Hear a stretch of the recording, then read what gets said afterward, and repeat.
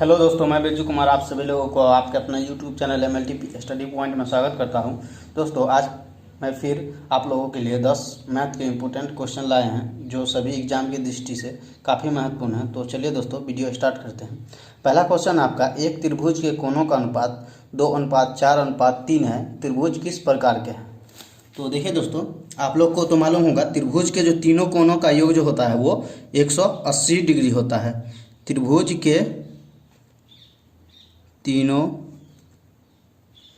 कोणों का योग बराबर 180 डिग्री। और ये जो अनुपात में आपका कोणों का अनुपात दिया हुआ, तो अनुपात मान लीजिए x, अनुपात बराबर x मान लीजिए, तो हो जाएगा 2x और ये 4x 3x। तीनों कोणों का योग 180 दिया हुआ है, तो तीनों को योग के बराबर इतना लिख सकते हैं। तो 4 3 7 और 2 9x बराबर 180। तो यहाँ से x बराबर कितना आ जाएगा, 9 दूनी यानी 20 से x बराबर आपका आ गया 20 डिग्री। और भुजा आपका पहला है 2x और दूसरा है 4x और तीसरा है 3x। तो पहला जो आपका कोण हो जाएगा ये 20 दूनी 40 और दूसरा हो जाएगा 40, ये 4 दूनी ये 8 यानी 80, 20 चौक 80 और तीसरा हो जाएगा आपका 60। यानी कि जो देखिए दोस्तों, जो आपका जो भी कोण आ रहा है वो 90 डिग्री से छोटा आ रहा है। यानी कि जो त्रिभुज जो होगा वो न्यून कोण त्रिभुज होगा। 90 से बड़ा होगा तो भी अधिक कोण होगा, या 90 डिग्री का कोई भी कोण इसमें से होता तो समकोण होता। तो आपका जो तीनों कोण जो है वो 90 डिग्री से छोटा आ रहा है, इसीलिए आपका जो त्रिभुज होगा वो न्यून कोण त्रिभुज होगा। अगला क्वेश्चन देखिए, यदि tan x बराबर 15 हो तो sin x minus cos x का मान ज्ञात कीजिए। तो देखिए दोस्तों, tan x बराबर क्या होता है, फार्मूला आपका tan x बराबर पहले लिख लीजिए। देखिए 15 लिखा हुआ है और इधर देखिए ये गुना में है तो ये बट्टा में चल जाएगा 15/8। और tan थीटा बराबर क्या होता है, tan x बराबर देखिए क्या होता है, लाल लंब और बट्टा आधार। ये यहाँ पर लाल कक्का वाला फार्मूला लिख दिए हैं और ये भी लिख दिए हैं, आप लोग इससे याद कर लीजिएगा। तो tan x बराबर होता है लंब बट्टा आधार। तो ये आपका हो जो 15 जो हो गया वो लंब हो गया, लंब बराबर 15 लिख सकते हैं और आधार जो हो गया वो आपका हो गया 8। तो अब देखिए साइन कह रहा है तो साइन बराबर क्या होता है, लंब बट्टा कर्ण, और कॉस बराबर होता है आधार बट्टा कर्ण। तो दोनों में देखिए क्या जरूरी है, कर्ण जरूरी है, इसीलिए लंब दिया हुआ है आधार दिया है। कर्ण बराबर क्या होता है, कर्ण बराबर होता है रूट अंडर लंब स्क्वायर प्लस आधार स्क्वायर। कर्ण बराबर होता है रूट अंडर लंब स्क्वायर प्लस आधार स्क्वायर। तो लंब आपका कितना दिया हुआ है, रूट अंडर 15 का स्क्वायर प्लस 8 का स्क्वायर, आधार 8 है तो इसे 225 हो जाएगा और प्लस 8 8 64। तो रूट अंडर हो जाएगा आपका 5 4 9 यानी 200 और 6 2 8 289। रूट अंडर 289 आ गया तो इसका मान होगा आपका 17। जो कर्ण आपका आ गया वो आ गया 17। तो अब ये sine x minus cos x का फॉर्मूला आसानी से निकाल सकते हैं। तो साइन एक्स बराबर क्या होता है, लंब बट्टा कर्ण। देखिए यहाँ लिखा हुआ है साइन थीटा, तो लंब बट्टा कर्ण। तो लंब आपका कितना है, लंब आपका 15 है, 15 अकॉर्डिंग टू क्वेश्चन। तो 15 और कर्ण कितना है आपका, कर्ण निकाले हैं आप 17 और माइनस फिर कॉस बराबर क्या होता है, आधार बट्टा कर्ण। तो आधार आपका कितना है, आधार देखिए 8 है, 8 और बट्टा कर्ण, कर्ण कितना निकाले हैं 17। अब इसे घटाइए तो ये 15 में से 8 जाएगा तो 7 और बट्टा में नीचे 17, लघुत्तम 17 17 का लघुत्तम 17 ही होगा। तो 7/17 आपका आ गया। तो देखिए ऑप्शन कौन, ऑप्शन डी आपका सही हो जाएगा। अगला क्वेश्चन देखिए, a plus B plus C बराबर 0 हो तो a square plus B square plus C square बट्टे C square minus A B का मान ज्ञात कीजिए। तो देखिए दोस्तों, इसको हम दो तरीके से बनाएंगे। पहला तो प्रोसेस से देख लेते हैं, उसके बाद देखिए ट्रिक से एकदम सटीक 1 मिनट के अंदर आंसर कैसे निकालते हैं। तो देखिए पहला जो प्रोसेस से बना रहे हैं तो क्या दिया हुआ है आपका, a plus B plus C बराबर 0। तो लिख लीजिए a प्लस बी बराबर हम लिख सकते हैं माइनस सी। यहाँ से देखिए इसको प्लस में है, इधर कर लिए तो माइनस में हो गया। अब दोनों तरफ स्क्वायर करने पर, तो दोनों तरफ स्क्वायर करिएगा तो a प्लस बी का होल स्क्वायर बराबर माइनस सी का होल स्क्वायर। तो ये यहाँ पर क्या आ जाएगा, a square plus B square और plus 2ab, a plus B का होल स्क्वायर होता है ना, A square plus B square plus 2ab, वही लिख लिए हैं। और इसको देखिए माइनस में है, स्क्वायर करिएगा तो माइनस खत्म हो जाएगा और सी स्क्वायर हो जाएगा। तो यहाँ से ए स्क्वायर प्लस बी स्क्वायर बराबर क्या आएगा, सी स्क्वायर, इधर प्लस में है 2ab तो इधर माइनस में 2ab हो जाएगा। अब देखिए क्वेश्चन में क्या दिया हुआ आपका, क्वेश्चन लिख लीजिए, according to question A square plus B square plus C square और बटा में क्या है सी माइनस ए बी। तो A square plus B square की जगह पर हम क्या लिख सकते हैं, यहाँ से देखिए निकाले हैं सी स्क्वायर माइनस 2ab, तो यहाँ लिख लीजिए ए स्क्वायर प्लस बी स्क्वायर की जगह पर सी square minus 2ab plus C square और बटा में कितना है आपका, जो बटा में है वो है आपका सी स्क्वायर माइनस ए बी। तो ऊपर देखिए सी स्क्वायर और सी स्क्वायर जुट जाएगा तो 2c स्क्वायर और माइनस ए बी होगा यहाँ पर 2ab और बट्टा में C square minus A B. यहाँ से देखिए दो कॉमन ले सकते हैं आप, दो कॉमन ले लीजिए तो सी स्क्वायर माइनस ए बी और बट्टा में बच जाएगा फिर सी स्क्वायर माइनस ए बी। तो देखिए यहाँ से सी स्क्वायर माइनस ए बी और सी स्क्वायर माइनस ए बी ऊपर नीचे दोनों मिल रहा है, कट जाएगा तो आपका कितना बच गया 2। इससे भी आपका जो आंसर है वो आपका आ गया, इतना का जो मान दिया हुआ था A square plus B square plus C square और बटा में C square minus A B का मान जो है वो 2 आ गया। अब देखिए दूसरा तरीका कैसा है, इसको कैसे बनाएंगे, तो देखिए ए प्लस बी प्लस सी बराबर कितना दिया हुआ आपका 0। तो देखिए यहाँ पर सोचिए, पहले सोचिए कि जो मतलब ए और बी सी का जो मान क्या रखे कि वो 0 के बराबर हो जाएगा, 0 छोड़ के। तो देखिए यहाँ पर 2 रखेंगे और यहाँ पर -1, बी के जगह पर ए के जगह पर 2 और बी के जगह पर -1 और सी के जगह पर -1 रखेंगे तो 0 हो जाएगा। ये देखिए 0 हो जाएगा। तब इसको जो यही मान आप इसमें रख लीजिए।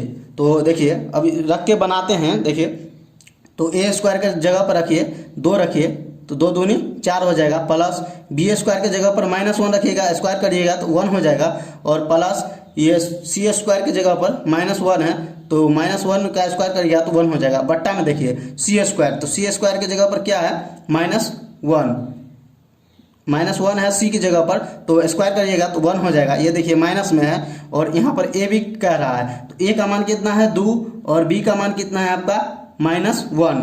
2 और -1 को गुना करिएगा तो -2 हो जाएगा और ऊपर में देखिए 4 1 5 1 6 और बट्टा में ये माइनस माइनस प्लस हो जाएगा तो यानी कि 1 और 2 जुट जाएगा, तो जुट जाएगा तो ये 2 1 3, इसे काटिएगा 3 दूनी 6, यानी कि इससे भी आपका जो है वो क्वेश्चन सॉल्व हो गया और इससे भी वही आंसर आया जिस जो प्रोसेस से बनाने से आया। तो जो आप लोगों को आसान लगे, जो कम समय लगे जिसमें, वो आप करिएगा। ये भी तरीका जो है वो पूर्णतः सही है। अगला क्वेश्चन देखिए दोस्तों, निम्नांकित आंकड़े के लिए कौन सही है, और ये आंकड़ा दिया हुआ है आपका -1 1 0 2 3 5 ये 2 बार 5 है और 6 8 10 11 ये आंकड़ा दिया हुआ है। इसमें पूछ रहा है कौन सही है, तो ये सही या गलत है इसको निकालने के लिए तीनों आपका जो ऑप्शन में दिया हुआ निकालना पड़ेगा।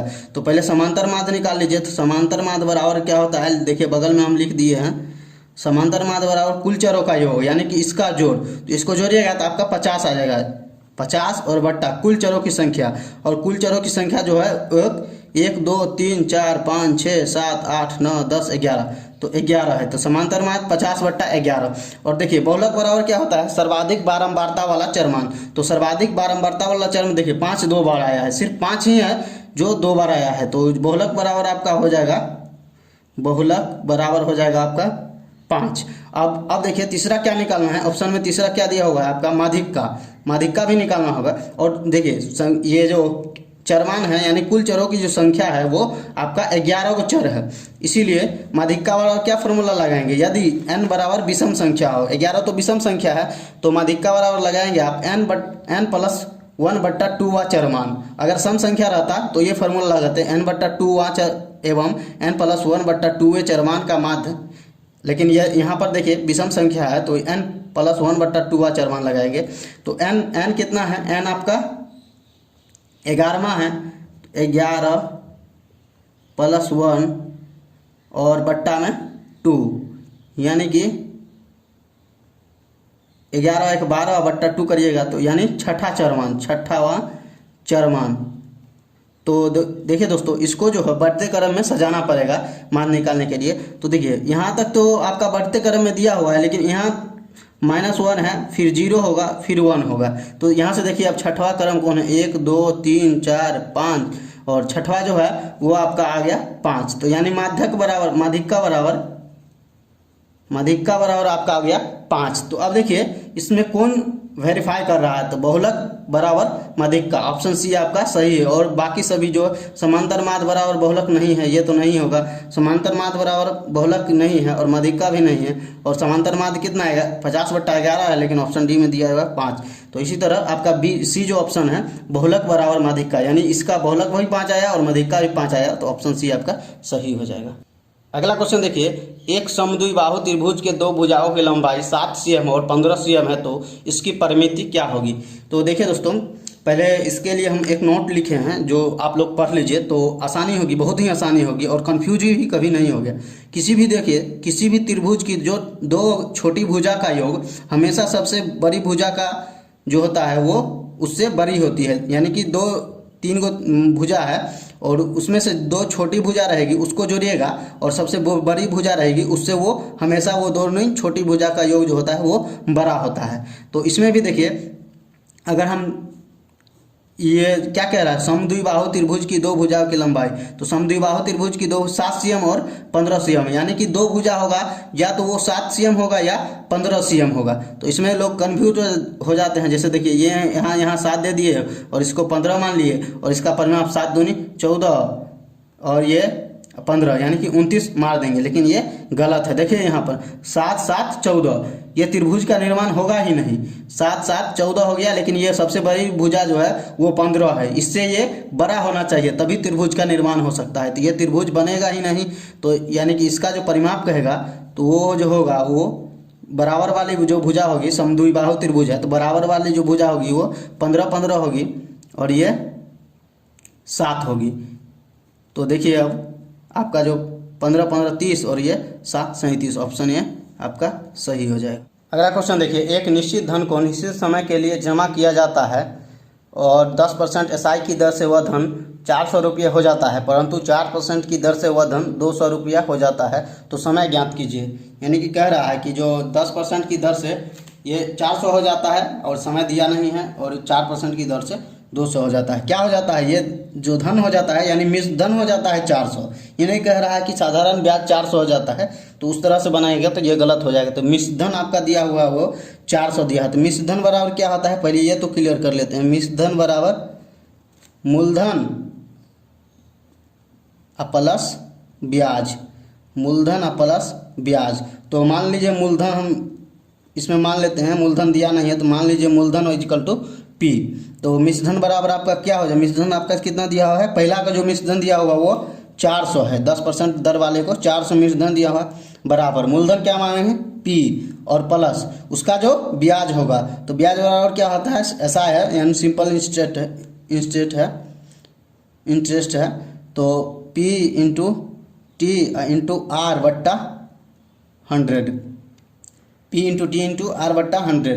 तो इसको पहले सॉल्व करिए, p plus P into T, और r का मान कितना दिया हुआ आपका 10 बट्टा 100, ये 10 से 10 कट जाएगा, तो पी टी 400 बराबर, देखिए ये भिन्न का जोड़ लीजिएगा, तो 10p प्लस पी टी बट्टा 10। तो यहाँ 10p प्लस पी टी बराबर हो जाएगा, ये क्रॉस गुना करिएगा तो 4000 बराबर आपका हो गया 4000। इसे मान लीजिए समीकरण फर्स्ट। और फिर से देखिए अब क्या कह रहा है कि 4% की दर से वह 200 रुपया हो जाता है। तो फिर आपका देखिए 200 रुपया हो जाता है, फिर P और मूलधन वही है P into plus P into T into R का मान इसमें कितना दिया हुआ है 4%, और बट्टा में 100, सॉरी बट्टा में 100, इससे काटिएगा तो 25 हो जाएगा। तो इसमें भी भिन्न का जोड़ कर लीजिए, तो भिन्न का जोड़ करिएगा तो 200 बराबर 25p प्लस पी टी बट्टा 25 आएगा, और यहाँ पर इससे हम लिख सकते हैं 25p प्लस पी टी बराबर, इसे गुना करिएगा तो ये हो जाएगा आपका 5000। इसे मान लीजिए समीकरण आप सेकेंड। अब देखिए समीकरण सेकंड माइनस समीकरण फर्स्ट। तो सेकंड माइनस फर्स्ट करिएगा तो देखिए 25p प्लस PT माइनस बराबर 5000 और फिर माइनस में हो जाएगा 10p और ये प्लस माइनस हो जाएगा PT बराबर हो जाएगा आपका माइनस में 4000, क्योंकि घटा रहे हैं तो इसीलिए सब जो प्लस था वो माइनस हो गया है। तो ये PT कट जाएगा और 15p माइनस 10p हो जाएगा। ये 25p और माइनस 10p बराबर 15p बराबर कितना हो जाएगा 5000 माइनस 4000 1000। तो p बराबर जो आपका आ गया वो 1000 और बट्टा कितना 15, ये गुना में है इधर तो इधर भाग आ जाए। p आपका आ गया है तो आप समीकरण फर्स्ट में p का मान रखने पर, तो यहाँ से p का मान अगर रख देंगे तो यहाँ से t निकल सकता है। तो समीकरण लिखिए यहाँ, समीकरण फर्स्ट में p का मान रखने पर, तो समीकरण फर्स्ट है देखिए 10 p गुणे p है, 10 इंटू p है और प्लस PT है, तो यहाँ पर लिख सकते हैं 1000 बट्टा 15 प्लस p में लिख सकते हैं 1000 बट्टा 15 इंटू t और बराबर में कितना दिया हुआ है आपका 4000। तो अब देखिए दोस्तों ये कितना हो जाएगा, ये हो जाएगा आपका 10,000 बट्टा 15 और प्लस ये हो जाएगा 1000 t बट्टा 15 बराबर हो जाएगा आपका 4000। तो अब देखिए ये नीचे में 15 है तो भिन्न का जोड़ करिएगा तो कितना हो जाएगा 10,000 प्लस 1000 t बराबर 15, इधर देखिए 15 इधर बट्टा में है तो इधर गुना में हो जाए तो 15 चौक 60 यानी 60,000 हो जाएगा। ये 10,000 प्लस 1000 t बराबर 60,000, तो 1000 t बराबर कितना हो जाएगा 60,000 माइनस 10,000। तो t बराबर आपका हो जाएगा 60,000 में से 10,000 जाएगा तो कितना हो जाएगा 50,000 और बट्टा 1000। तो ये काटिएगा तो इसे 3 को 0 और 3 को 0 कट जाएगा, यानी t बराबर जो आपका आ गया वो 50 वर्ष। अगला क्वेश्चन देखिए, संजय 14 रुपया में 5 की दर से कुछ संतरे खरीदता है और सभी को 30 रुपये प्रति दर्जन के हिसाब से बेच देता है। यदि पूरा व्यापार में उसे 60 रुपये की हानि होती तो संतरे की कुल संख्या, तो मान लीजिए संतरे की कुल संख्या बराबर है x, संतरे की संख्या बराबर आपका मान लीजिए x। तो देखिए दोस्तों ये 14 रुपया में 5 संतरा खरीदता है तो एक खरीदने के लिए उसे कितना लगेगा 14 बट्टा 5। 5 रुपया में 14 रुपया में 5 खरीदता है तो एक खरीदने के लिए 14 बट्टा 5 रुपया उसे लगेगा। तो संतरों की संख्या कितना x मांगे हैं तो x खरीदने के लिए उसे कितना रुपया लगेगा 14 बट्टा 5 गुने x।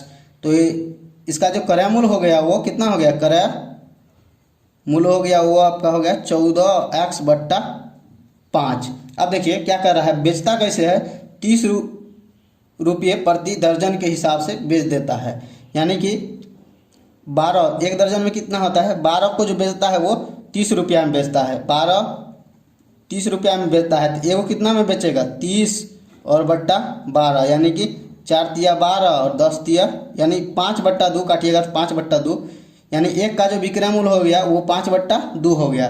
तो संतरों की संख्या तो x है तो x ही बेचा होगा यहाँ भी, तो एक विक्रय मूल्य जो हो गया, विक्रय मूल्य जो हो गया 5x बट्टा 2। अब हानि बराबर फार्मूला पर बैठा दीजिए, हानि बराबर हो जाता है आपका क्रय मूल्य माइनस विक्रय मूल्य। तो क्रय मूल्य आपका कितना हो गया 14x बट्टा 5 और हानि देखिए आपका हानि 60 रुपया दिया हुआ है और क्रय मूल्य हो गया 14x बट्टा 5 रुपया और माइनस 5x बट्टा 2। अब इसे घटाइएगा 60 बराबर हो जाएगा ये 5 दूनी 5 2 का लघु उत्तम हो जाएगा आपका 10 और ये 14 दूनी 28x माइनस 5 25x। तो इसे सॉल्व करिएगा तो इसे देखिए क्रॉस गुना करिएगा तो ये 28x माइनस 25x बराबर 3x, इसको इधर ले आइए बराबर इसे गुना करिएगा 60 और गुने 10 करिएगा तो 600। तो x बराबर कितना आया आपका 600 और ये काटिएगा तो 200 से कट जाएगा तो x बराबर आपका 200 आ गया, यानी कि संतरे की संख्या जो होगा वही माने थे x, तो आपका संतरे की संख्या जो है वो 200 आ गया। ऑप्शन डी आपका सही हो जाए। अगला क्वेश्चन देखिए, 120 kg कॉपर और जिंक के मिश्रण में 40% जिंक है, कुछ मात्रा में जिंक निकाल लिया जाता है और मिश्रण में 20% जिंक रह जाता है, तो बताओ कि कितना जिंक निकाला गया। तो देखिए दोस्तों, मान लीजिए x kg जिंक निकाला गया, माना x kg जिंक निकाला गया। तो अब देखिए मिश्रण में कितना बचेगा, मिश्रण में कितना 120 माइनस x, क्योंकि x kg निकाल लिया गया है। और क्या कह रहा है, 40% जिंक है, ये 120 kg का 40% जिंक है, तो 120 का 40% कितना हो जाएगा, इसे काटेगा, 0 से 0 कट जाएगा, यानी 48 kg जो आपका जिंक की जो मात्रा है, जिंक बराबर आपका आ गया 48 kg है। 40% यही क्वेश्चन से बोल रहा है, तो 48 kg आपका जिंक है। तो इसी में से, इसमें मिश्रण में से भी आपका निकलेगा x kg जिंक निकाला है, और इसमें से भी आपका x kg जिंक निकाला गया है, तभी तो 20% आपका ये जो मिश्रण में है वो 20% ही जिंक रहेगा। तो अब मिश्रण में 20% रहेगा, तो मिश्रण 120 माइनस x, इसमें तो मात्र जिंक 20% रहेगा, का 20% बराबर कितना जिंक बचल है, 48 और माइनस x, क्योंकि हटेगा तो जिंक की मात्रा में से भी जिंक हटेगा और मिश्रण में से भी निकाला गया है। तो अब इसको सॉल्व करिए, 20 पंचे x, 120 माइनस x बराबर, इसके 5 से गुना करिएगा, देखिए ये 1/5 है, तो क्रॉस गुना करिएगा 240, 48 पंचे 240 माइनस 5x। अब x वाले को इधर ले आइए, तो माइनस x और ये प्लस x बराबर होगा 240, और ये प्लस में 120 है तो माइनस में 120, तो ये हो जाएगा आपका x, और ये हो जाएगा 4x माइनस 120, x बराबर हो जाएगा 120 और बट्टा 4, तो इसे काटिएगा 30 आ जाएगा, x बराबर आपका 30 आ गया। तो x क्या माने थे, जिंक की जो मात्रा निकाला गया है वही ना x माने थे, तो निकाला गया जिंक की मात्रा वो 30 kg, आपका ऑप्शन ए सही हो जाए। देखिए अगला क्वेश्चन क्या कह रहा है, पेंसिल के दामों में 30% की वृद्धि हो जाने पर, यहाँ प्रतिशत छूट गया है, वृद्धि हो जाने के कारण 7.80 पैसा में 3 पेंसिल कम मिलते हैं, तो पेंसिल का नया मूल्य प्रति दर्जन क्या होगा। तो देखिए दोस्तों, मान लीजिए जो पेंसिल का जो मूल्य था वो x था, माना पेंसिल का मूल्य बराबर x, तो क्या कितना पहले जो है वो 7.8 रुपया में वो देता था, तो इस एक पेंसिल का मूल्य कितना हो जाएगा 7.80 बट्टा x। और क्या कह रहा है कि जो ये 30% वृद्धि हो जाने के कारण वो पैसे में 7.80 पैसे में 3 पेंसिल कम मिलते हैं, तो माइनस 7.80 कितना बट्टा x, लेकिन इसमें जो वृद्धि हो जाता है 30%, तो x का 130 बट्टा 100 बराबर कितना 3 पेंसिल जो उसको कम मिलता है, इसीलिए इसमें से घटा के और बराबर 3 कर दिए हैं, क्योंकि 3 पेंसिल उसे कम मिलता है। तो इसे सॉल्व करिएगा, तो 7 और यहाँ से 7.8 बट्टा x, यहाँ से हटाइएगा तो ये बट्टा में 0 2 0 है, ये कट जाएगा, तो यहाँ से 39 और बट्टा 5 यहाँ से कट गया, माइनस देखिए यहाँ से ये 0 कट जाएगा। अब देखिए 7.80 और बट्टा में x गुने 13, यहाँ देखिए बट्टा में 10 है तो ऊपर गुना में हो जाएगा 10, और यहाँ से 2 0 हटाइएगा दशमलव, तो यहाँ नीचे 2 0 लिखना पड़ेगा, 1 0 से ये कट गया, 1 0 से ये कट गया, तो 13 5 13 6 78, 6 से ये कट गया। तो यहाँ देखिए यहाँ क्या बचा था 39 बट्टा 5x और माइनस 6 बट्टा x बराबर आपका है 3। यहाँ देखिए काटे हैं, इसको समझ लीजिएगा, अगर अपने से काट के देख लीजिएगा 39 बट्टा 5x, और इसका 5x और x का लघुत्तम हो जाएगा आपका 5x, ये हो जाएगा 39 माइनस 6 पंचे 30 बराबर आपका हो गया 3।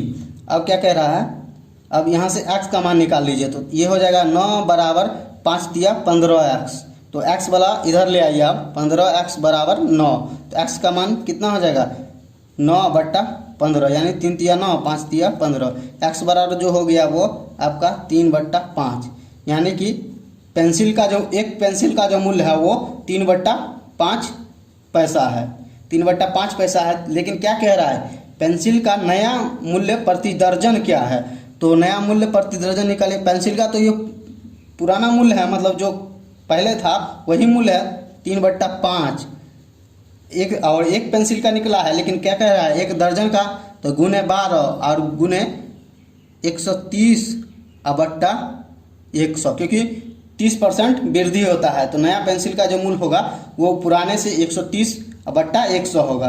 तो इसे काटिएगा, ये 0 से 0 कट जाएगा और ये 3 गुने 12 गुने 13 बट्टा 5, इसे गुना करके और इसे 5 से भाग दीजिएगा तो आपका आ जाएगा 9.36 पैसा, यानी कि ऑप्शन बी आपका सही हो जाएगा।